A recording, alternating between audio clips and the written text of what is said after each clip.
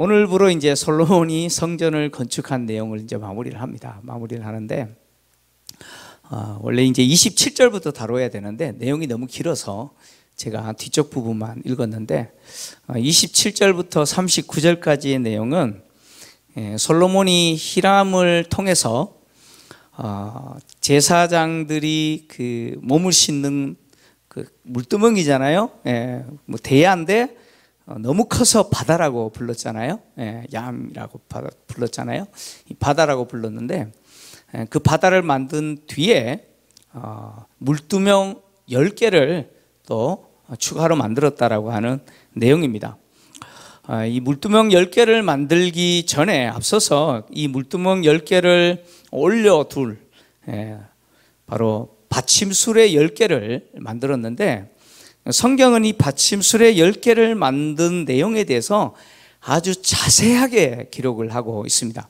이렇게 자세하게 그 내용을 기록하고 있는 이유는 뭐냐면, 이 받침수레를 만드는 데 있어서 대충 만든 게 아니고 아주 정교하게 만들었다는 거예요. 그러니까 최고의 실력이 없으면 만들 수 없는 최고의 실력가가 만들었다는 것이죠. 이렇게 놋을 부어서 10개의 받침수레를 만들었는데, 이 받침수레의 크기가 너비와 길이가 각각 1.8m 정도 됩니다. 1.8m 정도 되고요. 그리고 높이가 한 1.35m 정도 되는 네모 반듯한 그런 받침수레입니다. 이 수레의 윗면, 그렇죠, 윗면 가장자리는 물두멍을 올려놓을 수 있도록 그렇게 구조가 되어 있고, 또 이 수레, 그러니까 받침술의 바퀴는 병거 바퀴와 동일하게 만들었다라고 성경은 이야기하죠. 전차 바퀴와 동일하게 만들었다라고 이야기를 합니다. 이렇게 이 수레 바퀴를 전차 바퀴와 동일하게 만든 것은 이 물두멍, 이 만든 10개의 물두멍은 이렇게 움직일 수 있다는 것이죠. 바다는 못 움직이잖아요. 또 12마리가 이렇게 동서남북으로 받치고 있었잖아요. 3마리씩. 그러니까 바다는 움직일 수 없지만 이 물두멍은 움직일 수 있도록 만들었다, 그런 이야기죠. 그리고 이 받침수레에는 사자와 소, 그룹, 종려나무, 화한, 꽃 모양이죠. 이런 모양들을 새겨 만들었습니다. 이렇게 만든 물두멍 10개는 각 물두멍마다 얼마만큼의 양의 물을 담을 수 있느냐, 이 보니까 40밭이라고 이야기합니다. 40밭이면 어느 정도 되냐면 대략 한 908리터 정도 됩니다. 908리터 정도 양의 물을 담을 수가 있습니다. 그리고 이렇게 이 정도 양의 물을 담은 이 물두멍도 이제 놋으로 부어서 만들어서 이제 이 받침수레 위에 올려놓게 되는데, 이렇게 물두멍을 만들어서 받침수레 위에 각각 올려서 5개는 성전 또 동편, 5개는 성전 이쪽에 각각 올려두었습니다. 오른쪽과 왼쪽에 각각 이제 뒀는데, 이 물두멍의 용도는 뭐냐면 제사장의 몸을 씻는 게 아니고 제사 드릴 때 짐승을 비롯하여 그 제사 드릴 때 필요한 그 씻는 뭐 그릇도 씻어야 될 것이고요. 그런 용도로 이제 이 물두멍을 사용합니다. 이 물두멍의 그림을 제가 좀 가져왔는데, 뭐 설명보다는 이런 식으로 만들었다는 거예요. 잘 보이시죠?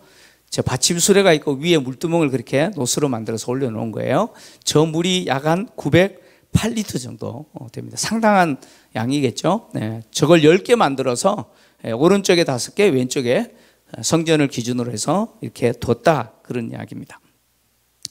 자, 이렇게 물두멍을 만들고 나서 또 히람이 또 추가적으로 여러 물건들을 만들죠. 뭐 솥도 만들고 부삽도 만들고 대접도 만들고 또 여러 가지 만들었다, 숟가락도 만들고 뭐 여러 가지 만들었다는 이야기가 나오는데, 이 솥이라고 하는 것은 이 고기를 삶는 데 필요한 도구잖아요. 왜 솥을 만들었냐면 제사 드린 고기를 제사장들이 그곳에서 거룩한 장소에서 먹어야 되잖아요. 그래서 고기를 삶기 위해서 필요한 도구가 이 솥이었습니다. 그리고 또 여기 대접이라고 있는데, 대접이라고 하는 것은 뭐 고기도 닮을 뿐만 아니라 또 짐승을 잡고 나면 무엇을 흘려요? 피를 흘리잖아요. 그 피를 담는 역할도 하기도 하고, 그런 용도로 이 대접을 만들었습니다. 그리고 부삽이라고 하는 것은 번제단에서 제물을 태우고 나면 반드시 남는 게 재가 남잖아요. 그 재를 뜨는 역할을 하는 용도가 바로 부삽이죠.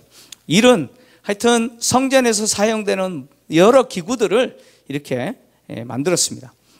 성경이 히람이 이렇게 뭐 두 기둥이죠. 야긴과 보아스뿐만 아니라 바다도 만들고, 그 다음에 10개의 물두멍 이 만든 내용에 대해서 다시 한번 기록을 하죠. 성경은 다시 한번 히람이 뭘 만드는지 다시 한번 언급해요. 이 말은 뭘 이야기하냐면, 히람이라는 사람이 솔로몬의 부름을 받고 그가 성전에 필요한 기구들을 만들 때 그는 정말 헌신했다, 그런 이야기예요.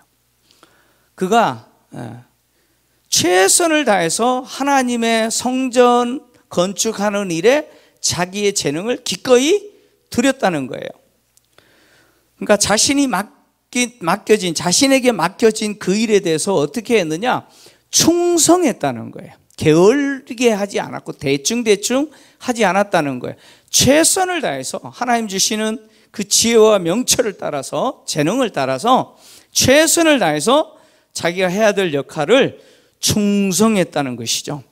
그러니까 하나님의 성전을 건축하는 데 있어서 성경은 그렇게 말하고 있는 거예요. 이 히람이라고 하는 인물은 없어서는 안 될 인물이었다, 지금 이렇게 이야기하는 거예요. 그가 만든 것을 다시 한번 쭉 나열해서 또 설명을 해요. 그만큼 히람이라는 사람은 하나님의 전을 건축하는 데 있어서 없어서는 안 될 인물이었다, 그런 이야기죠. 여러분, 지금도요, 하나님이 성전 공동체인 교회 공동체를 이렇게 세워나가실 때 없어서는 안 될 사람들이 있어요. 그렇죠? 없어서는 안 될 사람들이 있어요. 누굽니까? 옆에 분 한번 보세요. 바로 그분이 없어서는 안 될 인물이죠. 그죠?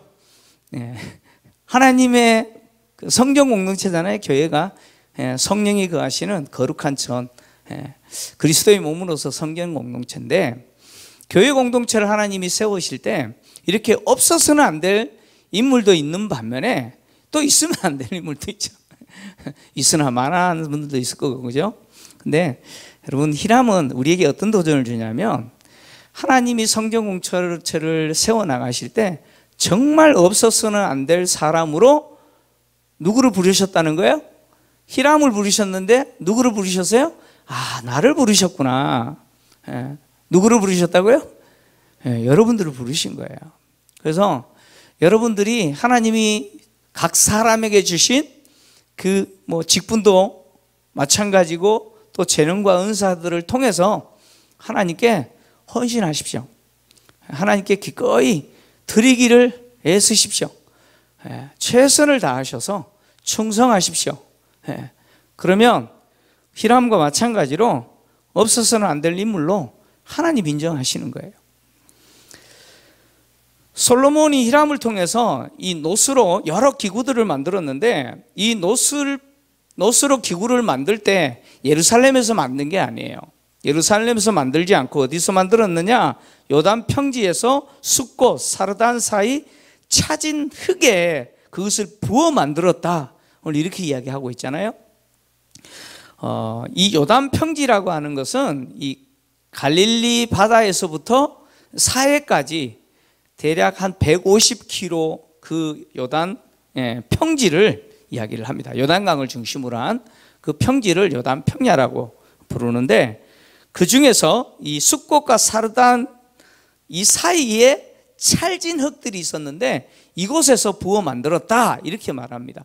그래서 이 지역들에 대한 고고학적인 조사 결과 이 지역에 유별나게 청동으로 만든 제품들이 많이 발굴이 돼요. 그러니까 청동으로 만든 제품들이 많이 그곳에서 고고학적으로 발굴이 돼요. 그것은 뭘 이야기하냐면 이 지역이 어떤 산업의 중심지였느냐? 주물 산업의 중심지였다라고 하는 것을 보여줍니다. 그만큼 지금 성경이 말하는 그 지역이 당시 주물, 즉 굴이나 청동이나 이런 것들을 녹여서 뭔가 물건을 만드는 일에 있어서 가장 적합한 장소였다고 하는 것이죠. 그리고 당시 이 노스를 가지고 어떤 기구를 만들 때 어떤 방식으로 만들었냐면 제일 먼저 흙을 가지고 기초를 만들고, 그리고 거기에다가 밀랍 있죠, 밀랍을 발라요. 밀랍을 바르는데 만들 기구의 두께만큼 발라요. 밀랍을 발라요. 그리고 그 밀랍을 바른 그 곁에다가 뭘 둘러싸 하느냐면 또 흙을 둘러싸요. 흙을 다시 발라요. 그리고는 어떻게 하느냐, 23일 정도 굽는다고 합니다. 23일 동안 불을 떼서 구우면 그 밀랍이 녹아서 아래쪽에 뚫어진 구멍으로 다 빠져나와요. 그리고 나면 그 구멍을 통해서 뭘 붓느냐, 이 청동이죠, 노시죠. 이 노스를 녹여서 거기에 부어요. 그러면 원하는 기구가 만들어진다는 거예요. 제가 이렇게 말하니까 되게 쉽죠, 그죠? 여러분도 할 것 같잖아요, 그죠? 근데 이게요, 이게 보통 기술이 아니다는 거예요. 그러니까 히람 같은 이런 아주 뛰어난 장인이 아니고는 절대 못 만드는 그것을 지금 하나님이 히람을 통해서 성전 기구를 만들게 하셨다라고 하는 것이죠. 이렇게 히람을 통해서 성전 기구를 만들었는데, 노스를 가지고. 근데 오늘 성경을 보니까 솔로몬이 기구가 심이 많았기 때문에 달아보지 않았다. 무게를 측량할 수 없었기 때문이다. 성경이 이렇게 이야기합니다. 그러니까 무게를 달아보지 않았다 이렇게 말하는데, 그 이유는 두 가지 때문이에요. 두 가지 때문인데, 첫째 이유는 이 성전 기구를 만드는 데 필요한 재료인 이 놋 재료가 너무 많았다는 거예요. 재료가 넘쳤다, 이것을 지금 말하려고 하는 것이고, 또 한 가지는 이 히람을 비롯하여 이 놋 기구를 만드는데 여러 사람들이 함께 했을 거 아니에요? 그 일꾼들이 아주 정직하게 일했다, 그런 이야기예요. 그러니까 솔로몬이 놋 무게를 잴 필요가 없었다는 거예요. 다시 말하면 여기 지금 굴이라고 생각합시다. 굴이 요거 무게를 딱 재고 이걸 뭘 만들려고 줘요. 그래서 이걸 만들었어요. 그러면 원래 재료 무게와 이게 만들어진 기구 무게가 같아야 돼요, 달라야 돼요? 같아야 돼요, 달라야 돼요? 같아야죠. 그런데 이 무게하고 이 무게가 달라. 한 30%가 더 가벼워. 그럼 어떻게 된 거예요? 30% 어디 가버리고 없네, 그죠? 여러분, 지금도 회사를 경영하든 기업이든 심지어 구멍 가게를 하든 간에 이거 조사해요, 안 해요? 여러분, 여기 가계부 쓰시는 분 있잖아요, 그죠? 이번 달 수입이 얼마고 지출이 얼마고 쓰는 분 있으시죠? 자, 지금 솔로몬이 무게를 안 달았다라고 하는 이유는 재료가 너무 많았다, 넘쳤다, 이 이야기도 하지만 또 한편으로 일하는 일꾼들이 아주 정직하게 했다는 거예요. 그러니까 재료만큼 뭐예요? 속이지 않고 정확하게 그 재료를 갖고 물건을 만들어 내었다라고 하는 것이죠. 그 당시 이런 재료들이 얼마나 귀했습니까, 그죠? 그러니까 뒤로 빼지 않았다는 거예요. 그만큼 이렇게 히람과 일꾼들이 하나님의 전을 건축할 때 진심으로 정직하게 최선을 다해서 일했다는 거예요. 그러니까 솔로몬이 굳이 무게 잴 필요도 없었더라, 그런 이야기를 지금 하고 있는 것이죠. 그러니까 교회 일을 하는 사람은 이렇게 정직해야 돼요. 그죠? 아멘입니까? 교회 일을 하는 분들은 정직하셔야 돼요. 무슨 이야기냐면 항상 하나님 앞에 내가 있다고 생각하시면서 정직하셔야 돼요. 보이지 아니하시는 하나님이 보고 계시잖아요. 우리는 항상 코람데오의 신앙으로 살아야 되잖아요. 하나님 얼굴 앞에서 우리는 섬기고 사역하고 있는 것이죠. 그래서 항상 정직하시려고 해야죠. 하나님이 사랑하시는 분이 어떤 사람이냐? 정직한 사람이에요. 진실한 사람을 하나님은 좋아하십니다. 마지막으로 솔로몬은 성전 내에, 즉 지금까지는 성전 뜰에 있는 기구들을 만들었잖아요. 뜰에 사용하는, 이제 이 성전의 외소죠. 바로 성전 안에 있는 지성소와 성소, 외소, 성소 안에 둘 기구들을 만들었습니다. 그 기구들은 금단, 분향단이죠. 금단, 그 다음에 또 금상, 진설병상이죠. 금상, 그 다음에 7 촛대, 금촛대, 금등대도 만들었어요. 그 다음에 불집게, 또 점금 대접, 주발, 숟가락, 불 옮기는 그릇, 또 심지어 내소와 외소에 그 문 들어가는 문 있죠? 이렇게 밀면 접치는 문이에요. 우리가 사진 봤잖아요. 그 문에 돌적이까지 금으로 만들었다, 이렇게 성경 기록하고 있는데, 금단은 분향단을 이야기합니다. 분향단은 어디에 있느냐 하면 성소에 들어가면 지성소 들어가기 전에 바로 앞에 분향단이 있습니다. 그 분향단은 제사장이 매일 아침과 저녁에 하나님께 향을 살라 올리는 역할을 합니다. 분향단을 만들었어요. 그리고 나서 뭘 또 만들었냐면 금상을 만들었어요. 금상은 진설병상이죠.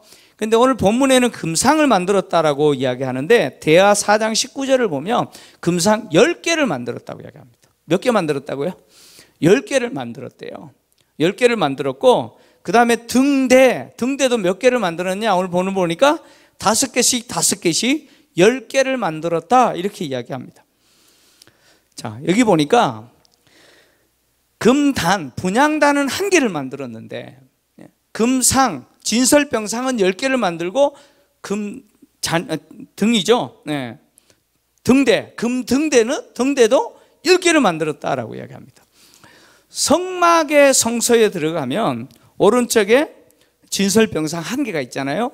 이스라엘 백성들의 12지파를 상징하는 떡 12개를 진설해 놓고, 왼쪽에 보면 뭐가 있어요? 7가지 촛대가 있죠. 촛대가 불을 밝히고 있어요. 정면에 지성소 들어가는 휘장 앞에 뭐가 있어요? 분향단이 이렇게 있잖아요. 그게 성막의 성소의 구조였습니다. 근데 솔로몬의 이 성전 안의 성소의 구조는 좀 다르죠. 촛대가 10개, 그 다음에 진설병상이 몇 개예요? 10개씩이나 있어요. 왜 진설병상과 그리고 등대는 10개씩 만들고 분향단을 1개밖에 안 만들었느냐? 이것이 예수 그리스도를 상징하기 때문에 그렇습니다.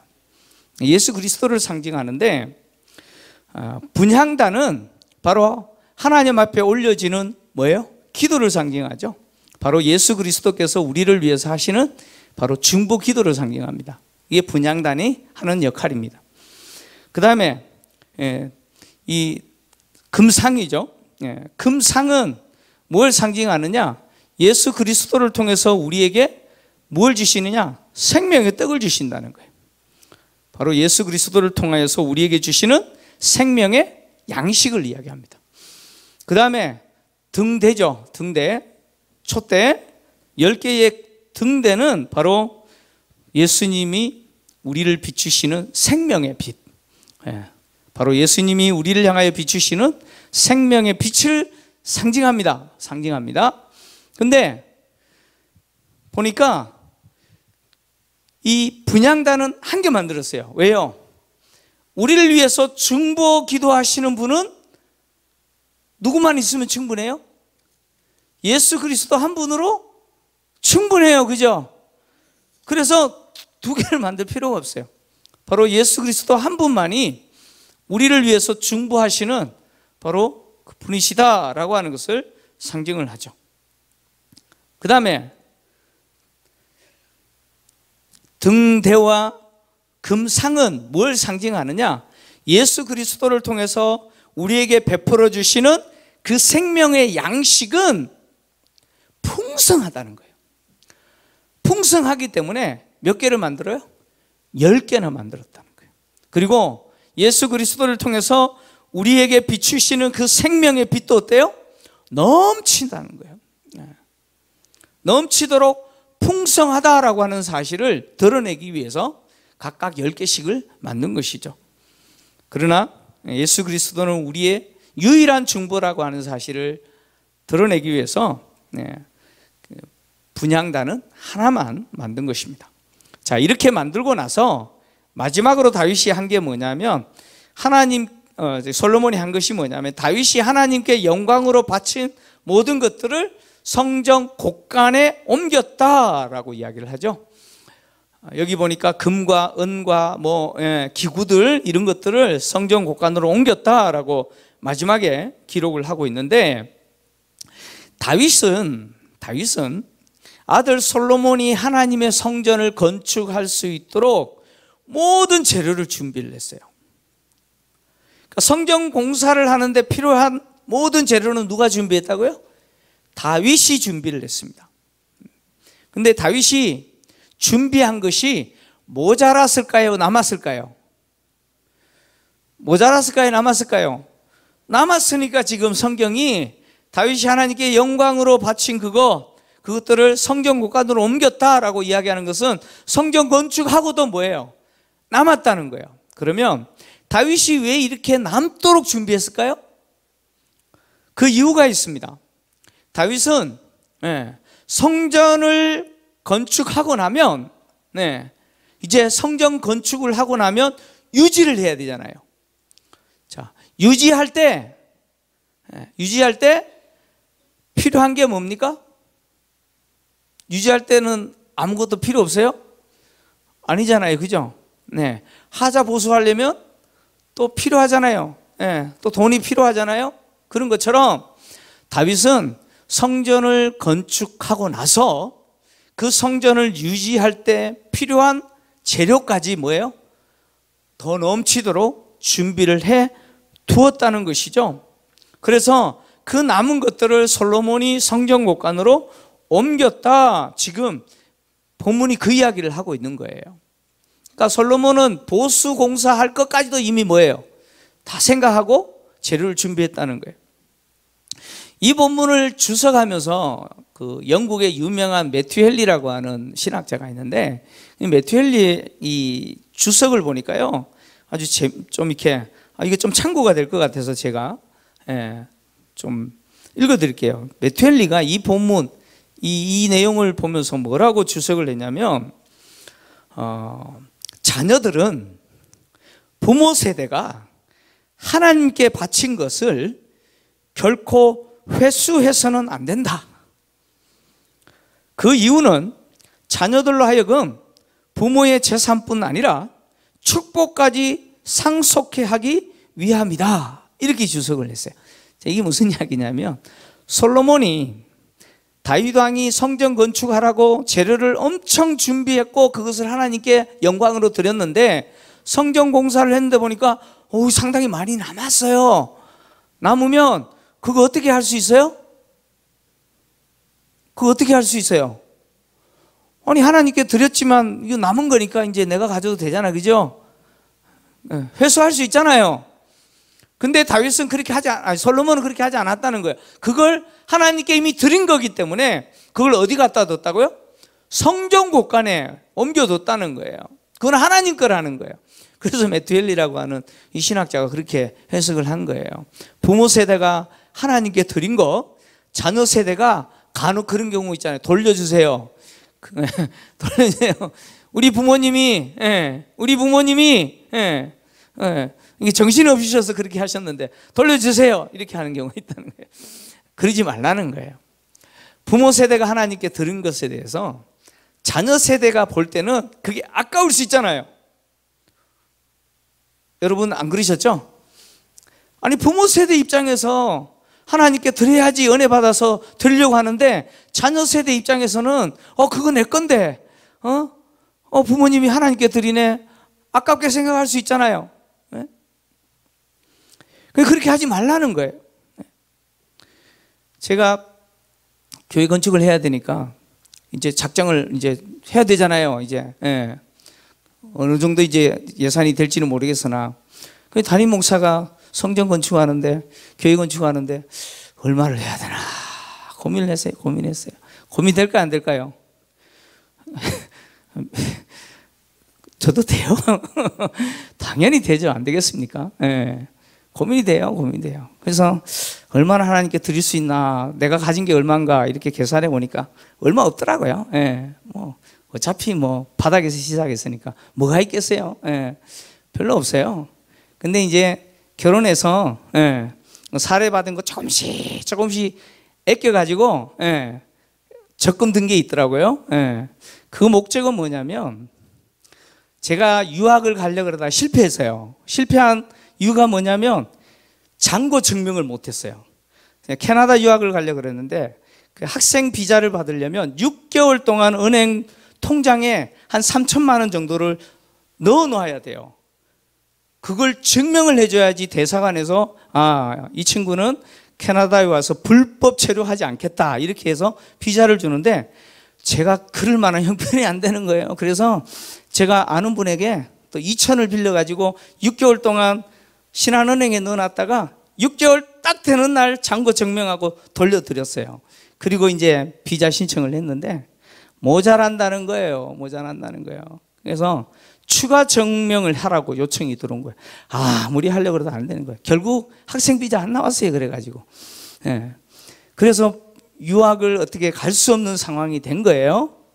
그래서 제 생각에는 우리 애들이 좀 나중에 뭐 이런 일이 있으면 부모 때문에 유학 못 갔다 소리 듣지 않으려고 조금이라도 모아놓자 해서 조금씩 모았던 것들이에요. 근데 이걸 하나님께 드려야겠다 이런 생각이 드는데 저만 결정하면 되겠어요? 저만 결정하면 안 되잖아요. 그래서 집사람하고 이야기를 하고 애들 불렀어요. 애들 불러가지고 야, 니네들 이루려고 엄마 아빠가 조금씩 모은 게 있는데 이거 이번에 하나님께 드리려고 그러는데 야, 괜찮냐? 그랬더니 애들이요, 믿음이 좋아요. 드려야죠. 애들이 드려야죠. 많지는 않아요. 기대하지 마세요. 제가 왜 이 말씀을 드리냐면 애들 입장에서는 그거? 아니 우리 하려고 준비하신 건데 왜 그걸 쓰십니까? 그거는 목적대로 그냥 두세요 할 수 있잖아요. 저 같으면 그랬을 것 같아요. 근데 애들이 그거에 하나님께 그래서 그런 이야기를 했어요. 우리 생애에 언제 한번 하나님의 성전을 짓겠냐? 내 생애에 언제 교회 한번 짓도록 하나님이 기회를 주시겠냐? 하나님이 기회를 주셨을 때 우리 한번 헌신하자. 그래서 그렇게 결정을 한 거예요. 자녀의 입장에서는 부모 세대가 하나님께 헌신한 것에 대해서 아깝게 생각될 수 있잖아요. 근데 메투엘리는 그렇게 이야기하는 거예요. 그렇게 하지 말라는 거예요. 그것은 하나님이 그 자녀 세대들로 하여금 부모 세대들로부터 재산뿐만 아니라 뭐도 상속받는다고요? 저는 메투엘리 말이 정확하다고 생각합니다. 하나님 주시는 복도 상속받는다는 거예요. 할렐루야. 여러분, 하나님 주시는 복도요, 부모 세대가 헌신하잖아요. 그럼 자녀 세대가 그 복을 상속받아서 누리게 되어 있습니다. 메투엘리가 그렇게 해석한 거예요. 그래서 솔로몬이 그렇게 한 거예요. 그거 남았다고 자기 위해서 쓰지 않고 하나님의 곳간에, 성전 곳간에 다 드렸어요. 여기 보면 이렇게 솔로몬이 하나님의 성전을 건축했는데 성전의 구조를 보시면 밖에서부터 시작해서 지성소까지 들어가는 과정에 보면 점점 더 화려하죠. 그죠? 성전 뜰에 만들어진 기구들은 전부 뭘로 만들어요? 노수로 만들죠. 그죠? 노수로 만들어요. 그런데 성소 안에 있는 기구들은 다 뭘로 만들어요? 금으로 만들죠. 물론 성소와 지성소 벽면 바닥은 정금으로 덮여 있지만 성소 안에 들어가야 될 금, 등대, 등잔, 이건 금으로 만들어요. 정금이 아니고 금으로 만들어요. 근데 지성소로 들어가면 거기에는 뭐가 있어요? 물론 하나님의 언약궤가 있겠지만 솔로몬이 지성소에 뭘 만들었어요? 큰 그룹 둘 만들었죠. 그 그룹을 뭘로 만들었어요? 정금으로 만들었어요. 그러니까 밖에서 지성소를 향할수록 더 거룩한 그림을 표현을 해줬어요. 이것은 뭘 이야기하냐? 지성소로 들어갈수록 더 영광스럽다, 더 거룩하다. 왜요? 그곳은 누가 임재하시는 장소예요? 하나님이 임재하시는 장소라는 거예요. 그래서 이 솔로몬의 성전은 뭘 우리에게 말하냐면 우리가 잃어버렸던 에덴 동산을 추억하게 만들어요. 왜? 이 성전 벽면에도 보면은 뭐가 있어요? 그룹도 있지만 또 뭐가 있어요? 박도 있고요. 여러 또 과일 나무도 있고요. 이런 에덴 동산을 추억할 만한 그림들을 만들어 놓잖아요. 그러니까 이 성전은 우리가 잃어버린 에덴 동산을 표방하면서 또 한편 장차 이루어지게 될 새 하늘과 새 땅을 상징하는 바로 하나님의 참 보좌죠. 그곳을 상징하는 역할을 합니다. 그리고 이 솔로몬의 성전은요, 참 성전으로 오실 예수 그리스도를 통해서 이 땅에 세워질 바로 하나님의 성경 공동체인 교회 공동체를 상징합니다. 여러분, 솔로몬의 성전은 하나님이 이스라엘 백성들을 애굽에서 건져내신 이후에 그 시내 산에서 만나시고 모세에게 성막을 지어라 라고 했을 때 이스라엘 백성들이 그 말씀에 순종해서 모세가 성막을 만들었잖아요. 근데 성막을 만들 때는 누가 만들었어요? 이방인들이요? 아니죠. 오직 순수한 이스라엘 백성들이 만들었어요. 근데 솔로몬이 만든 이 성전은 유대인과 이방인의 합작이에요. 그래서 이 성전을 만들기 위해서 솔로몬이 두로왕 히람에게 요청하여서 그 레바논의 백향목을 벌목하는 사람들, 목수죠. 그리고 또 성전에 필요한 그 돌을 캐는 석수들, 이런 사람들 고용했잖아요. 그 사람들은 이스라엘 백성들 아니에요. 이방인이에요. 그리고 성전 뜰에 있는 이 기구 만든 이 히람도 두로왕 히람과 동명이인이지만 이 히람도 사실 반은 유대인이고 반은 두로 사람일 수 있잖아요. 그러니까 이 성전은 이방인과 유대인이 함께 만든 거죠. 솔로몬이 지금 이 성전을 유대인과 이방인으로 함께 만들었다는 것은 바로 예수 그리스도를 통해서 이루어지게 될 성전 공동체인 교회 공동체를 보여주죠. 그래서 교회 공동체는 예수 그리스도의 몸으로서 성전을 이루고 있는데 그 몸된 성전은 유대인만이 아니죠. 유대인과 이방인들이 하나가 되어서 이루어진 거룩한 공동체, 바로 교회 공동체죠. 여러분, 하나님의 성전 공동체인 교회는요, 세상의 어떤 공동체와도 비교가 되지 않는 공동체예요. 왜냐하면 여러분, 세상에 있는 공동체는 뭐가 맞아야 돼요? 뭐가 맞아야 돼요? 내가 그 공동체에 들어가고 싶다고 다 들어갈 수 있는 게 아니죠. 조건이 필요하죠. 그죠? 한마디로 이야기하면 코드가 맞아야 돼요. 여러분, 세상 공동체라고 하는 것은 코드가 맞아야 돼요. 근데 교회 공동체는 그렇지가 않습니다. 예수 그리스도 안에서 모두가 하나 된 공동체죠.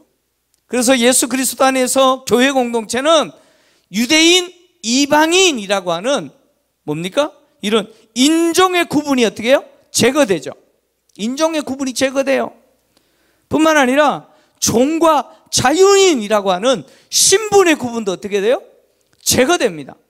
제거돼요. 그리고 또 남자다, 여자다라고 하는 이 성의 구분까지도 어떻게 해요? 교회 공동체는 구분됩니다. 예. 그 총신대 신대원에 가면 소래교회라고 있어요. 소래교회라고 있는데 그 교회에 가보면 우리 초기 한국 교회의 모습을 그대로 담고 있는데요. 예. 보면은 이쪽은 누구요? 여자. 이쪽은요? 남자. 제가 어릴 때 저희 시골 교회도 지금 한 120년 정도 됐을 겁니다. 예. 우리 교회보다 역사가 조금 짧긴 한데 예. 굉장히 오래된 교회입니다. 통합적 교회인데 예. 그 교회에는 들어갈 때요 절대 지켜야 될 룰이 있어요. 여성분들은 절대로 이 오른쪽, 왼쪽입니까? 왼쪽 문으로 들어가면 안 돼요. 여자분들은 반드시 이 오른쪽 문으로 들어가야 되고요. 남자분들은 왼쪽 문으로 들어가야 돼요. 신발 올리는데도 다 이렇게 나눠져 있어요. 앉는 것도 마찬가지예요. 가면 쫙 이렇게 둘로 나눠져 있는데 예. 제가 한번 이쪽에 앉았다가요 혼났습니다. 혼났어요. 예. 그때는 그랬어요. 남자와 여자 이렇게 구분해 가지고요. 예, 그랬습니다. 우리는 그렇지 않잖아요. 막 섞여 앉아 있죠. 그죠? 여러분 교회 공동체는 그런 거예요. 유대인, 이방인 더 이상 구분 없습니다. 종과 자유인 구분 없어요. 남자, 여자, 성에 대한 구분 없습니다. 완전히 그리스도 안에서 연합된 공동체가 바로 교회 공동체죠. 우리가 세워야 되고 우리가 꿈꿔야 될 성경 공동체로서 교회 공동체는 이런 공동체를 세워야 돼요. 그래서 여러분 교회 공동체는요 문턱이 높으면 안 됩니다. 문턱이 높으면 안 돼요. 예? 뭐 여기 내 자리인데 왜 앉았냐 이런 이야기 하시면 안 돼요. 이런 이야기 하시면 이런 일이 있었기 때문에 예. 뭐 굴러온 돌이 박힌 돌 뺀다 뭐 절대 그런 말 하시면 안 돼요. 예. 여러분 교회 공동체는요 누구든지 들어올 수 있어야 돼요. 할렐루야. 누구든지 들어올 수 있어야 되고요. 정말 하나님을 만나야 될 사람은 그 사람이 유대인들이 이방인이든지 들어와야 돼요. 그 사람이 주인이든지 종이든지 자유인이든지 들어와야 돼요. 남자든 여자든 들어와서 하나님을 만나야 되는 공동체, 교회 공동체죠. 그래서 이런 공동체를 통해서 하나님이 주시는 은혜가 뭡니까? 생명을 넘치도록 공급하시고 양식을 넘치도록 공급해 주신다는 거예요. 뿐만 아니라 이런 성경 공동체를 세우기 위해서 기꺼이 자신을 드리는 그 부모 세대의 헌신과 그 희생은 반드시 자녀 세대들의 뭘로 이어져요? 유업으로, 다시 말하면 복으로 이어져요. 저는요 부모 세대가 하나님께 헌신한 것 때문에 자녀 세대가 쫄딱 망했다는 사람 본 적이 없어요. 혹시 보셨어요? 들어보셨어요? 부모 세대가 하나님께 헌신했더니 자녀 세대가 쫄딱 망했다는 분 계세요? 저는요 부모 세대가 하나님께 온전히 헌신했더니 하나님이 그 자녀 세대들에게 엄청난 복을 주셨다 이런 간증만 들어요. 골라서 듣는 게 아니고. 여러분 그렇습니다. 아마 여기도 그런 분들 계실 거예요. 부모님께서 주님을 위해서 자신을 드리고 기꺼이 헌신하면서 그 소중한 것들을 들어가면서 주의 몸된 교회를 위해서 헌신했더니 하나님이 그 자녀 세대에게 복을 주셔가지고 일어나게 하시고 양식을 주시고 생명의 빛을 주시는 그런 일들을 여러분 많이 보셨을 거라 생각합니다. 여러분 이런 교회 공동체 세우시길 바랍니다. 여러분 복을 누린다라고 하는 것은 정말 교회를 사랑하셔야 돼요. 교회를 사랑하지 아니하고 주님은 당신의 피값으로 사신 교회인데 그 교회를 사랑하지 않고 내가 주님 사랑합니다. 침이나 바르고 거짓말 하십시오. 절대 주님 속지 않습니다. 정말 주님을 사랑하는 사람은 바울과 같이 교회를 향한 염려로 교회가 잘 되고 교회가 하나님 앞에 바로 서고 교회가 하나님 주신 은혜와 복을 누리기를 원해서 애쓰고 수고하고 그리고 자기를 드리는 그 사람의 자녀들이 하나님이 주시는 복을 누리게 될 줄 믿습니다. 우리 성도님들이 이 은혜가 있기를 주의 이름으로 축원합니다.